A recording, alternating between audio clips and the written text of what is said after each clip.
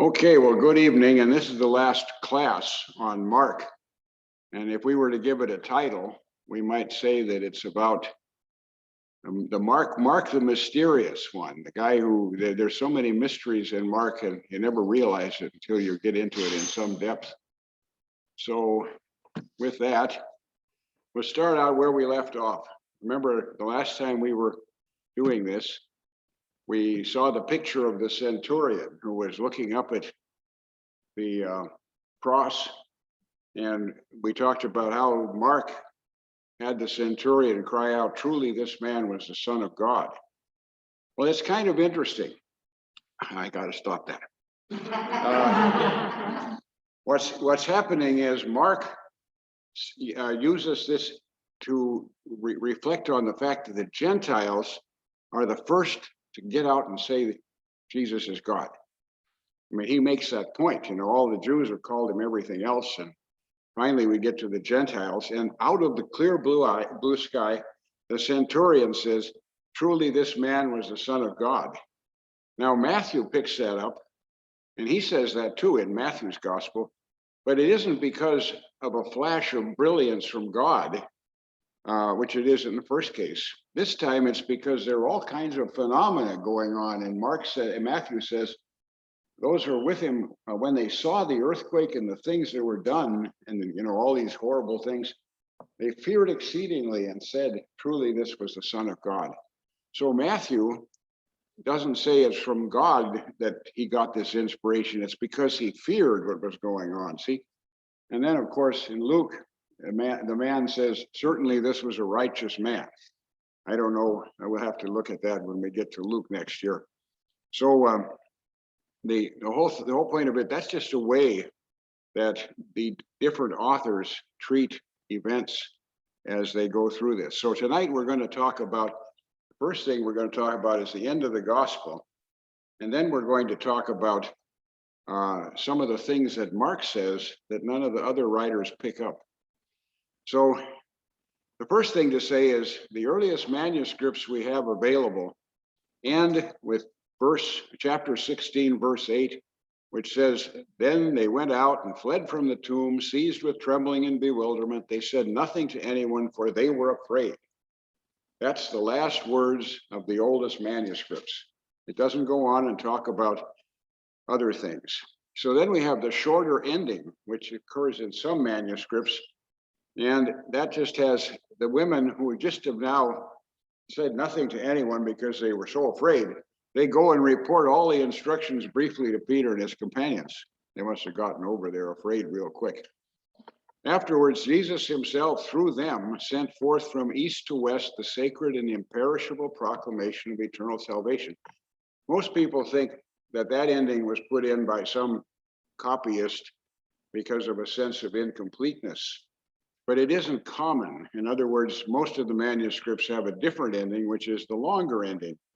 And that's the ending, I'm not going to put it on paper, but that's the ending in which we see little chunks of the other gospels. We see the appearance to Mary Magdalene, which is just mentioned in a few words. And then we see the two men that are traveling that see him under a different form. That's from Luke. And then we see the other, you've got it in front of you, don't you? So we see what clearly seems to be somebody who was familiar with the other gospels and wrote down a little abstract stuff. And that's the ending we're most commonly associated with, the longer ending, which goes from chapter 16, verse 9 to chapter 16, verse 20. And we'll look at that ending a little bit further, but it's almost certainly has nothing to do with what Mark himself wrote. It was probably put in there around the 2nd century by a copyist. So what happened? Why don't we have Mark's original ending? One is that the original ending was lost and other people tried to write new ones. And it's part of the support for that is that Mark ends in mid-sentence, the part where that's authentically Mark. And so people say, well, something must be torn off or whatever. Another is the original ending was deliberately deleted and a new one added by a different author. And as we see in Mark, he's got Jesus very human. And Jesus, by the time the people started copying Mark and that sort of thing, they didn't like the idea that Jesus was really human and cried and all of that. And they didn't like the idea that Peter is shown in such a bad light. And so maybe there was some ending in Mark that was very depressing to the people who were trying to come up with a new ending. So maybe there was the original ending was deleted and a more positive ending was put on. And then the other one is he may have died, and maybe his disciples made up the endings we have. That's not a lot different. And the most intriguing one is maybe Mark really intended to stop at 16, verse 8. Maybe he really wanted to stop there. Now, how do we have any support for that last theory? One is that in 1958, they discovered a letter that was supposed to have been written by Clement of Alexandria, who was one of the early doctors of the church. And in the letter, he quotes passages from Mark that we don't have in any copies. And it also refers to a secret copy of the gospel. But it says only a few people have been allowed to see it. Well, there's a question about whether the letter is even authentic and whether it means quite what he means. But the whole idea is that maybe there was a secret gospel and this is taken out of it. But if we look at the gospel ending we have in front of us, look at what the author is doing, because he's carrying on Mark's theme. First of all, he appears first to Mary Magdalene, who runs and tells the disciples, and they do not believe her. And then he appears to two disciples in another form. That's from Luke. But they do not believe them either when they go back and tell the apostles. Finally, Jesus himself appears to them, coming from St. John's Gospel, and rebukes them for their lack of faith. So you can see how the author of the longer ending, which is in your Bibles, took these little passages from the other Gospels, abstracted them, and then made it into a criticism of the disciples who would not believe. And finally, Jesus himself has to rebuff them and tell them. And there is a section from the 4th century that was put right after this. And this is what it says. The disciples have now been rebuked by Jesus for not believing. And they excuse themselves, saying, the age of lawlessness and unbelief is under Satan, who does not allow the truth and power. You can read it as well as I can. So thus they spoke to Christ. And Christ replied to them, the terms of years of Satan powers have been fulfilled, but other terrible things draw near. And he goes on and says things that could very well come from the Gospel of John. But the whole point is that this was something somebody put in to connect the part where Jesus rebukes the disciples for lack of faith. And then he goes on to tell them the other things in that section. So somebody felt that was necessary to connect the two, because when you read it, Jesus rebukes them and then he starts telling them what's going to happen and they should go out and teach all nations and all of that. Somebody thought it wasn't enough. So after these three bits of evidence of lack of faith, Jesus commissions of the 11 disciples who are left, and he says, go into the world and proclaim the gospel. Whoever believes and is baptized is saved. Whoever does not believe will be condemned. And these signs will accompany those who believe. They'll have power over demons. They'll speak in new languages. They'll pick up serpents, drink poison, heal with their hands. So that only appears in Mark, that statement about the signs that accompany those who believe. And again, even though this has influenced the snake handlers and some of the people who preach on Sunday morning gospels, at least many years ago, and the Pentecostals, it's only in Mark, and it's probably inauthentic.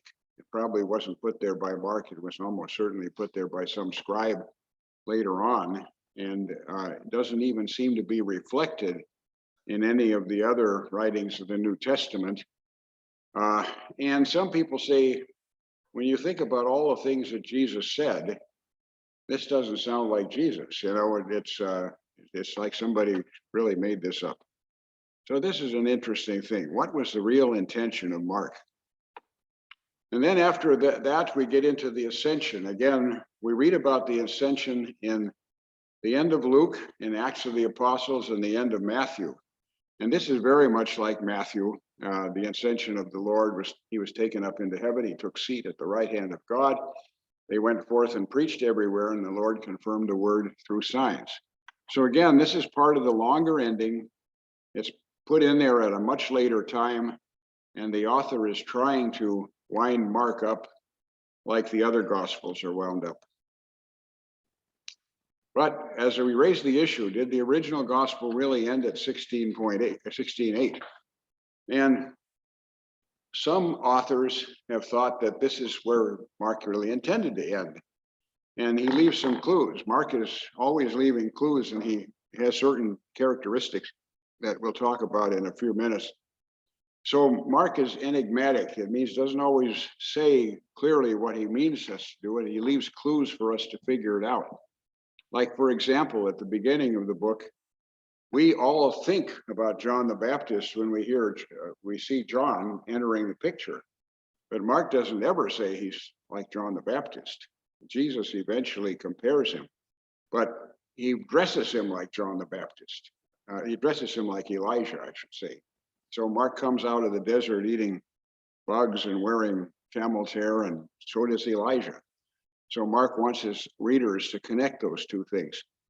And then the idea of writings ending abruptly is not uncommon. In Acts, it ends with St. Paul being imprisoned, and that's kind of the end of Acts. In the book of Jonah, Jonah sitting under a tree, and God is having a dialogue with him about his stubbornness.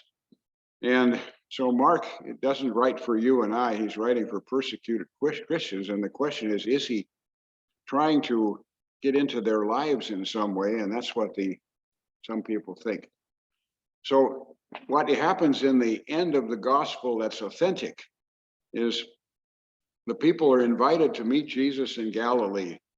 And all through Mark's gospel, Jesus invites his disciples to follow him. So here's another place he's inviting him to follow him into Galilee. The apostles have failed. So Jesus is inviting them to follow him again.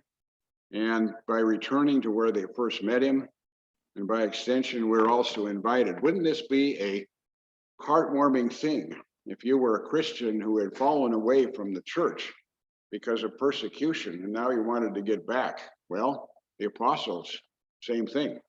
So Mark is leaving that as a clue, perhaps. The other thing is the young man in white. And remember, this disciple escaped in shame from the people who captured Jesus. Now he appears clothed in a white garment, possibly the same linen that was used to wrap the body of Jesus, because Mark makes it specific that Joseph of Arimathea wraps him in linen.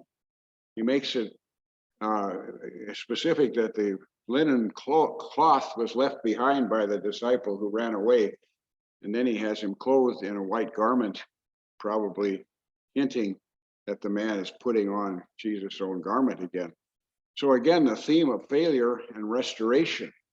And the other thing is Mark calls him a young man, the guy in the tomb.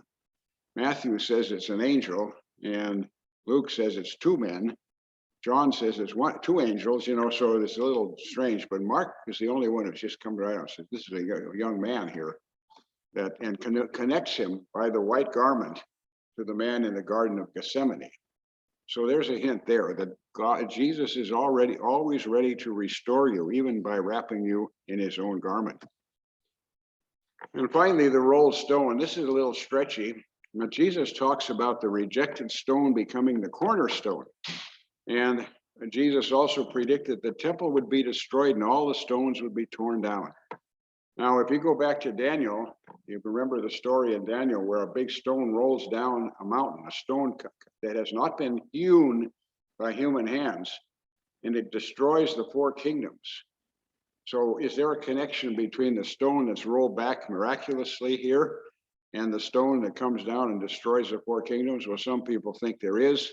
You can think what you want, I guess. So the whole idea is Mark leaving little clues to connect the end that he wanted to the lived experience of the people who are living in a terrible kingdom of one of many and have fallen away and tried to come back. And Mark is sort of saying it's possible. It's possible for you to come back into the good graces of Jesus. So it's just something to think about. So, and then unlike the other Gospels, where Jesus rises from the dead and meets his apostles in Jerusalem, and then he tells them to go to Galilee, here that whole episode of Jerusalem is not even mentioned. Again, the apostles are invited to follow Jesus into the unknown, back where they started from. I think I said most of this, yeah. All right. So the endings of Mark, it's interesting, it's fun. And the ending we're stuck with in our Bibles that most people have is probably not the ending Mark wrote, but the author is doing a pretty good job of connecting that ending to Mark's theme of faith and following Jesus and all that sort of thing. So it's quite interesting. And then the question, where is the inspiration? Do we stop at where Mark stopped, or is there inspiration beyond that? And I'll leave that for you to figure out yourself. Because if we leave it beyond that second ending, the ending we're comfortable with, probably appeared in the 2nd century or so, long after the scriptures had all been written. Now, some of the characteristics of Mark that I will just drill on very briefly, and we've talked about some of this before, is Mark is the only writer who uses Aramaic words and phrases, and he uses about 40 of them in his gospel. And you remember some of them: Eloi, Eloi, lama sabachthani, and Talitha cum, the little girl rising up. So he uses Aramaic words and phrases. Matthew uses Hebrew words and phrases, a few of them. Luke doesn't do any of that, and John doesn't do any of that. So is Mark thinking about Jesus' own words? Did he witness these things? Why is he putting Aramaic phrases in there when he's not even speaking to Aramaic people? He's speaking to probably Christians in Rome who come from Gentile as well as Jewish. There's a lot more detail, even though Mark is the shortest gospel. There's a lot more detail in the stories about Jesus.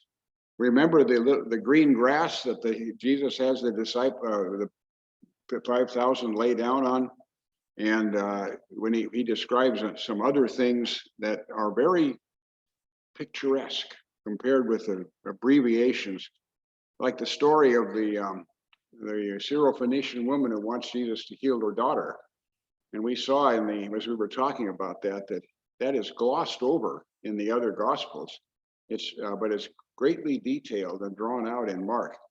So Mark has a lot more detail in those stories about Jesus. And again, it gets back to the idea that Mark has Jesus teaching through action, not through long words and dissertations and things like that. Mark groups everything in threes, or most things, and that's why you keep hearing in Mark the chief priests, the scribes, and the elders, whereas in the other gospel, it's scribes and Pharisees, or scribes, but Mark uses triplets, and he uses them in different ways. He uses them in the so-called sandwich stories. He uses foreshadowing, which means something happens that you only understand when you get a little further into the story. He uses a lot of irony, which is the idea of we know what's going on, but they don't, and it's kind of secret code. And then the sandwich stories are always very interesting, because I don't think anybody quite gets why Mark writes this way, the theory. So here's a use of sandwiching. This is the story of the little girl who is raised from the dead.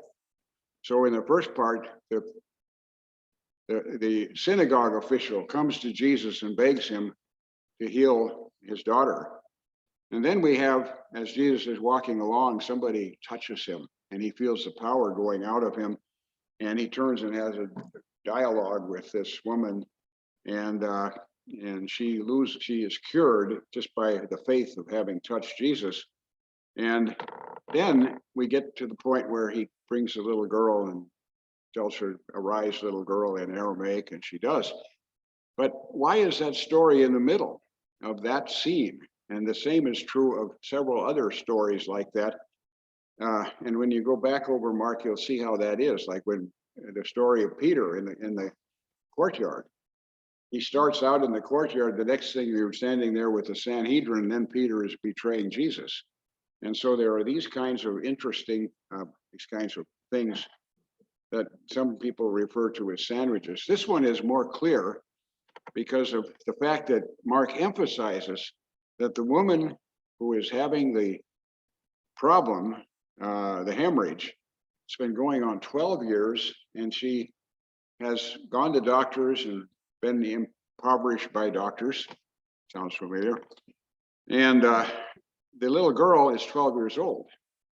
The other thing is the woman comes up to Jesus and aggressively moves at him. The little girl is dead and is rising again. So some people have speculated that the 12-year-old and the 12 years of singing, they connect the two scenes. And it's a contrast, if you want to make it that way, between the dead Jewish faith, the Jewish faith which no longer can give life, only Jesus can give life, and the Gentiles who are seeking the faith. They come to Jesus for that. Sort of similar to the theme that might be in the story of the Syrophoenician woman. This is a different woman. So people don't know why John did this, and there's a lot of interest, a lot of speculation about why he does these things, these so-called sandwiches. This is another sandwich. As they enter Jerusalem, Jesus can't find any figs on the fig tree, so he curses it. And they go into Jerusalem and their triumphant entry, and then as they're leaving Jerusalem, the apostles note that the fig tree is barren. And the fig tree is a symbol of Israel. And Israel has not borne what Jesus wants Israel to bear. So Israel is now barren. And that is connected by the scene in the temple where Jesus drives out the money changers. So, and this is the use of irony in a way. Jesus heals the leper, and then Jesus takes on being a leper in a sense, because he can't go into the cities anymore. So we see those kind of moves Mark makes a lot of. So you can go back someday and look for these clues, and because you can read Mark over and over again. I've been reading it for a long time as I prepared for this, and it's really neat. The more you read it, the more you read about it. Now, what's unique to Mark? Remember, the majority of people believe that Mark was the first gospel, and it was copied over by both Luke and Matthew, who had it in front of them. And Luke and Matthew have the same sequence of events as Mark does, but they have different stuff in between all the events.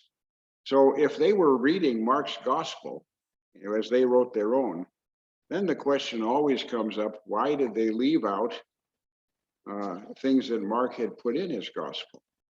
So things that are unique to Mark. One is that this is the only gospel that calls itself a gospel, right at the very beginning. This is the gospel of Jesus Christ, the Son of God.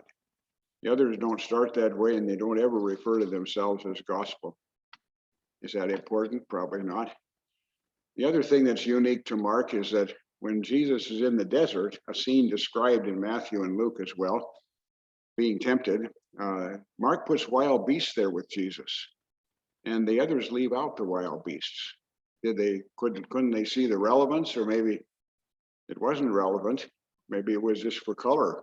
But remember, we talked about how Adam was with the wild beasts too. So maybe that's the connection Mark wants us to see. Jesus says everyone will be salted with fire and every sacrifice will be salted with salt in chapter 9, verse 49. That saying is not in the other gospels at all. The saying, the Sabbath was made for man, not man for the Sabbath, one of the more famous sayings in the scriptures, that's only in Mark. We know that Mark names the blind man Bartimaeus, and we talked about what that might mean.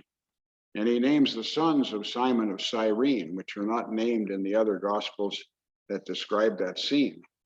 And why is that? Well, Bartimaeus, we talked about, Rufus and Alexander. Most people think that the people who Mark was writing to knew who Rufus and Alexander were, and they very well may have been prominent Christians who lived in that community and had been discipled by Christ himself or by the apostles, but we don't know. Only in Mark do we see the statement made that he is out of his mind, made by his family. We have that scene of the family coming to get Jesus, but Mark has the family saying he is out of his mind. That's unique. And then we have the parable of the seed that grows itself, which is right after the parable of the sower. And that parable doesn't appear in any of the other gospels. Mark refers to Jesus as the son of Mary, and he refers to Jesus as a carpenter, and he mentions that Jesus has sisters. And we can say, well, those sisters are cousins or relatives of some sort. That's usually what we say, or maybe they're children of Joseph by a previous marriage. You know, we have all those excuses. But it's just the fact of the matter is Mark describes that he had sisters, the others don't. They mention brothers. The other thing is the only place we hear about Jesus being a carpenter is in Mark. In Matthew, he's called the son of a carpenter. Luke doesn't mention his trade. And he's called son of Mary. And that's kind of interesting too, because other places he's referred to as the son of Joseph. So why is he called son of Mary? And one of the reasons is that there seems to have been a trend in those days of people who were anti-Christian, who considered Jesus to have been have not had a known father, you know. So calling him son of Mary is like an insult to people who call him son of Mary, or people who are insulting him and saying you don't have a dad, you're a bastard. And so anyway, but that's the only time we hear that Jesus is the son of Mary. Interestingly enough, when we hear about the mother of Jesus in John, we never hear her name. So anyway, Jesus tells his disciples to take a staff and wear sandals when they go out on mission. Matthew and Luke both say, don't take a staff and don't wear sandals. I don't know why that is. I don't know, unless Matthew and Luke are trying to emphasize this idea of dependence on the people to whom they're going to for their living. And Mark hasn't thought that far ahead, so he only talks about sensible things like you need a staff to beat the animals away, and you need sandals or your feet get all cut up. So Jesus is very practical in Matthew and Mark rather. The other statement that's interesting is, thus he declared all foods clean.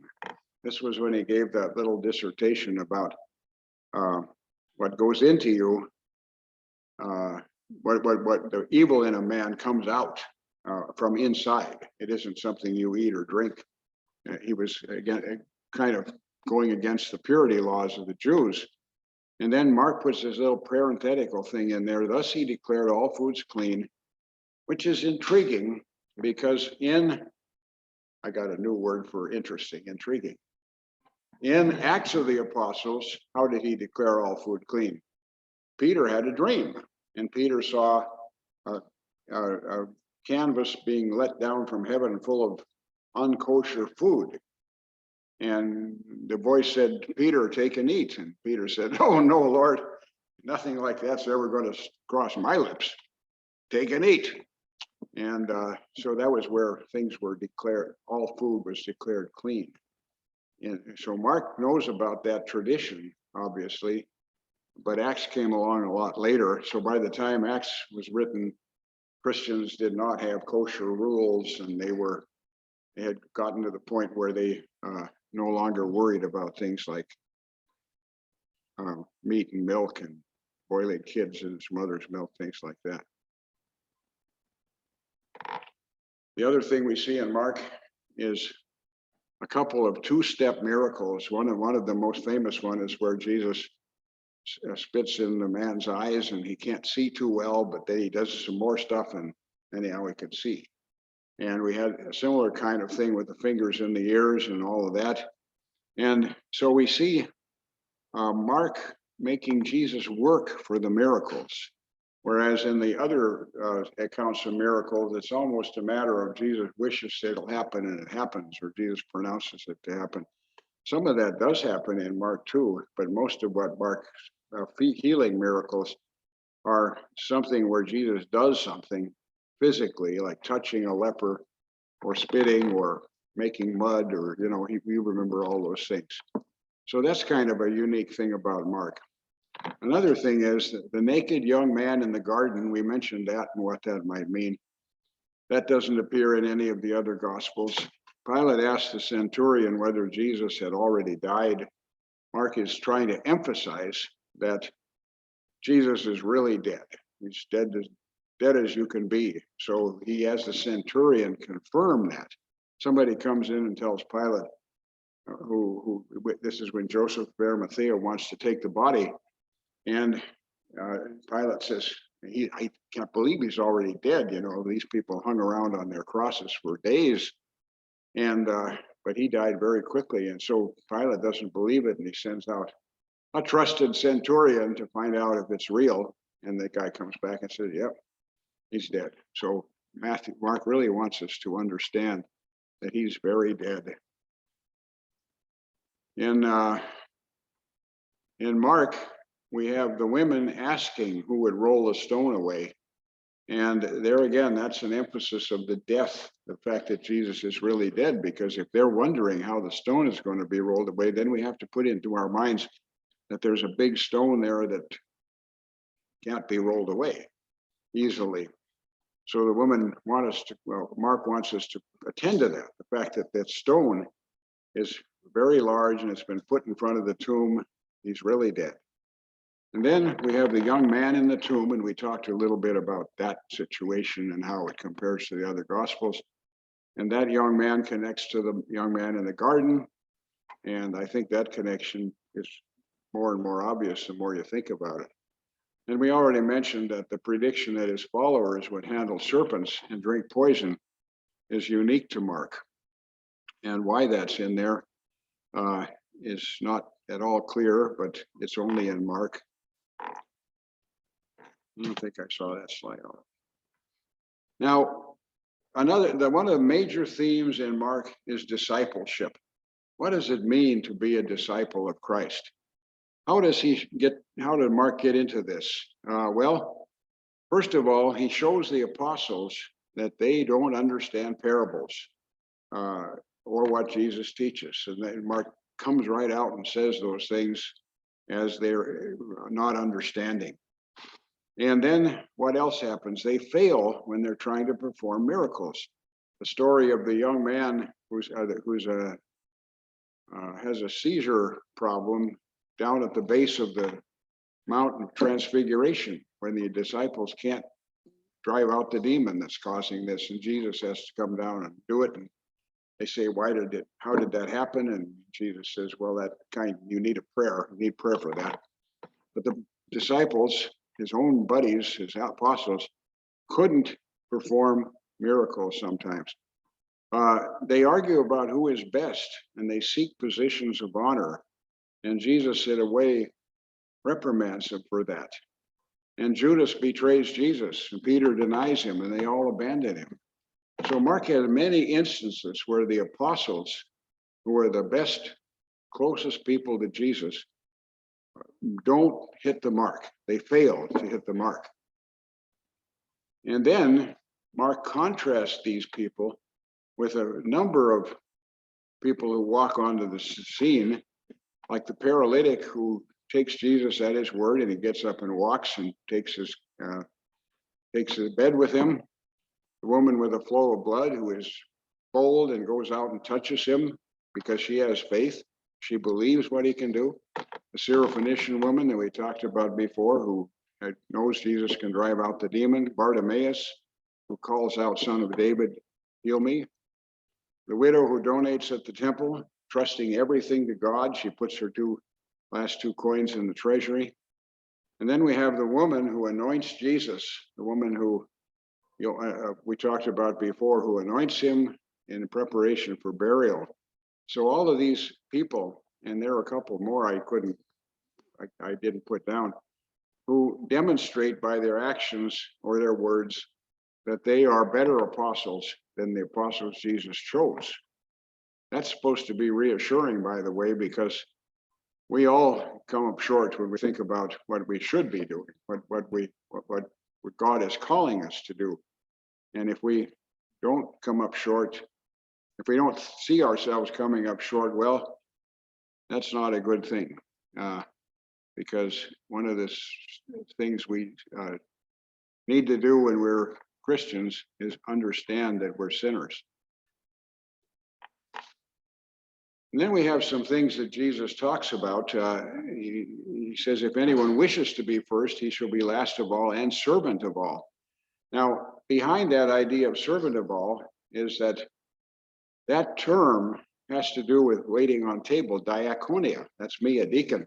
And when you're asked to be a servant of all, you're being invited to do women's work, because the people who waited on table normally were women. And so Jesus is saying something very radical here. He's not just saying, wait on your neighbors. He's saying, you do the work of the woman here, the work that you look down on. And then we have the Syrophoenician woman who talks theology with Jesus. When we talk about, does Jesus owe anything to people who aren't from Israel? And she responds, and they have this thing. We have the woman in Simon's house who anoints him, and then we have a statement made that there were women who followed him. So there's a sort of a sense in these little bits that Jesus is inviting women to do what is normally reserved for men. And so Mark may be very radical here when he's talking to the early Christians that he's dealing with, because he's sort of turning the tried and true relationships of men and women, putting a little chink in the armor of how they should be. I think I've ended the presentation, yeah. So let's get out of this now.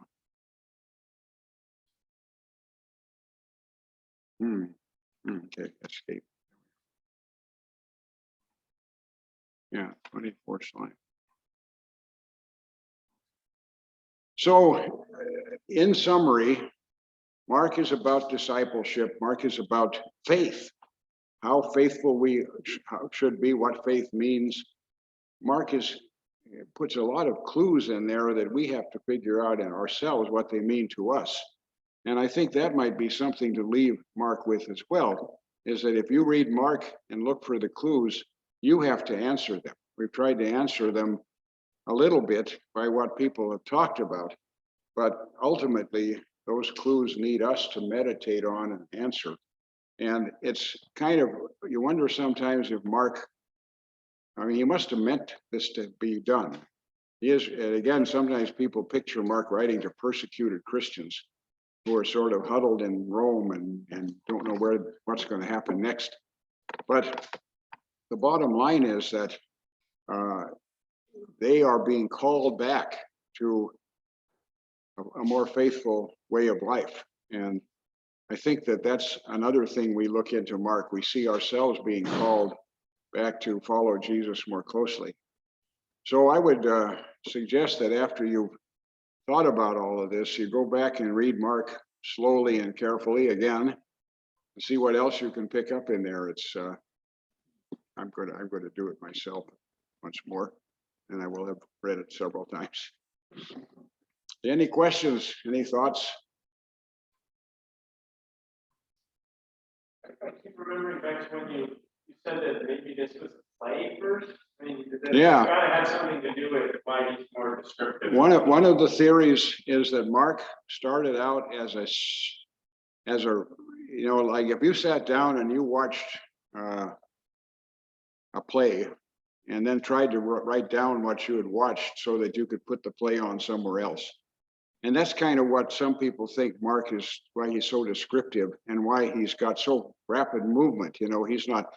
Mark is always saying immediately this happened and that happened, and it goes on and on and so whoever was writing Mark's gospel wasn't writing very good Greek. It's almost like he was writing notes to himself so that they could put this play on again so that they could do that. That's a theory. It's not necessarily true, but it makes some sense. There's a lot of things that make sense about it. Again, he also uses present tense a lot. And that's something that when I'm writing about stories of scripture and things like that, I have to keep myself from writing in the present tense. When I say things like Queen Esther does this and the king does this, I don't want to say that. I want to use past tense because it's better grammar. But Mark doesn't worry about that. He writes the present tense a lot. The other thing that Mark does, he goes between present and past as he writes, which is even worse. And of course, when you go to the earliest manuscripts of Mark, not only are they in Greek, but they didn't use punctuation marks and they didn't use capitals. And so you have to kind of decide where sentences end and start up again. And that's part of what they call hermeneutics, the science of trying to figure out what the author really said. And it's harder with Mark than it is with a lot of other writings in the New Testament, which are better Greek and easier to understand. So either Mark was a genius and very subtle in what he was writing, or he was a sort of an illiterate guy who could barely write, who was taking down notes about a play or something like that and just running it off. But then we have to explain all these interesting things like irony and the sandwiching technique and how he relates one part of the gospel to another.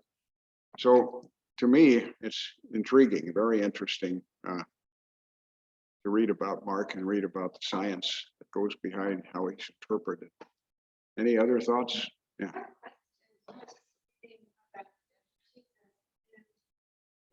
Women that are looking for assistance. Salome. Who's what? Salome.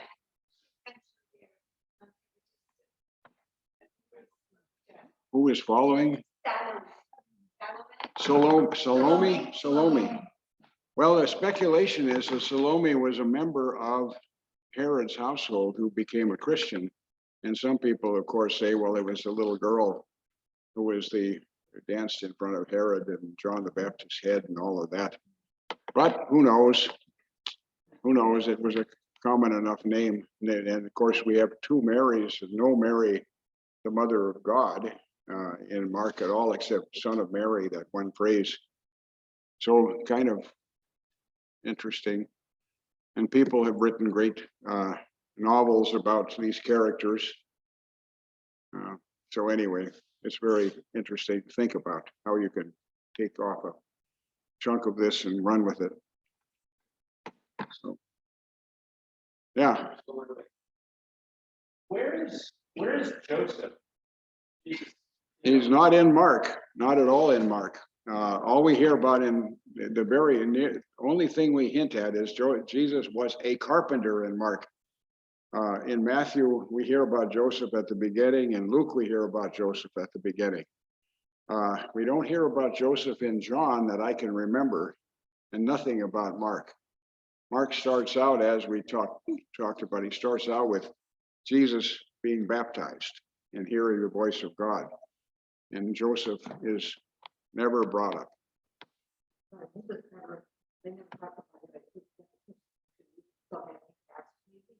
What? Yeah. Well, that's what traditional Christianity has sort of said, is Joseph must have died by the time Jesus is being inactive.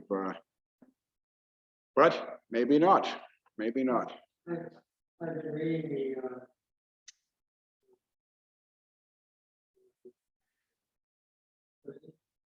The consecration of Saint Joseph, consecration of Saint Joseph, and according to this, Joseph was not an old man. I think that Joseph historically was made an old man because how could he have stayed a virgin if he was a young man? They think Joseph was young. And I just read today, they think that God had planned on Joseph dying younger because Jesus talks about the Father, and if Joseph were still alive, he wouldn't know whether he's saying my father Joseph or my father God.